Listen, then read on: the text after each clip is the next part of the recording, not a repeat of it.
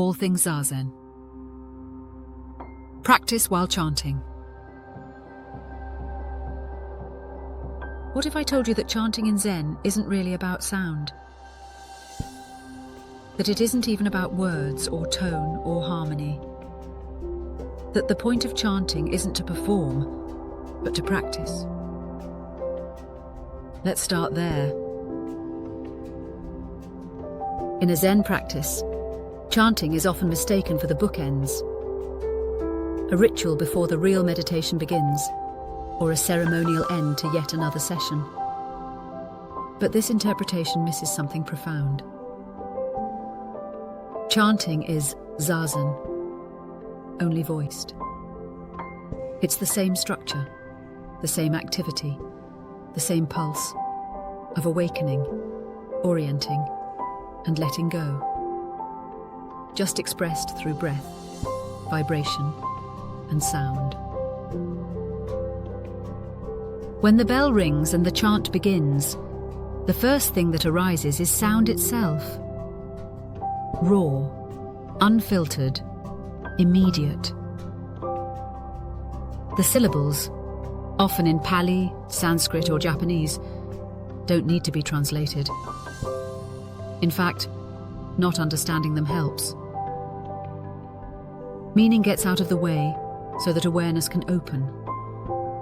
The mind, deprived of its usual footholds, returns to what is tone, rhythm, pace. The chant becomes not something to interpret, but something to manifest. And that sets up the inevitable first activity of practice, awakening, when you notice that you've drifted off. When you notice you're thinking about whether your pitch matches the person next to you, or whether your voice sounds too thin or too loud. Or perhaps you're wondering if this chanting thing is just too high a price to pay, just to do a little Zazen.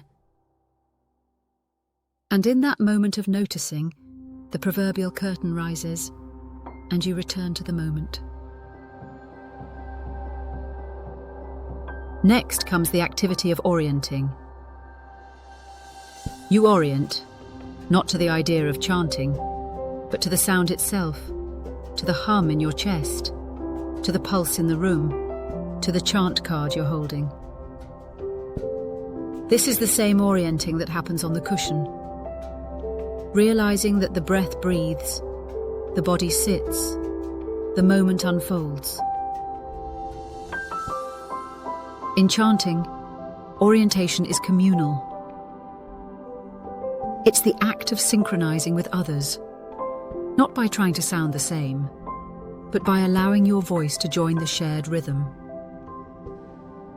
You align with the group the way a walker aligns with others in kinhin, by fitting into the collective tempo.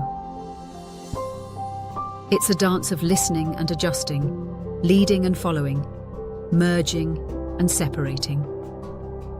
In that subtle alignment, individuality softens. The me who chants gives way to a we who chant. And finally, the activity of letting go. As the chant continues, self-consciousness dissolves. There is no longer a chanter or a chant, only chanting. Each chant syllable is read, and each sound flows with no discernible gap.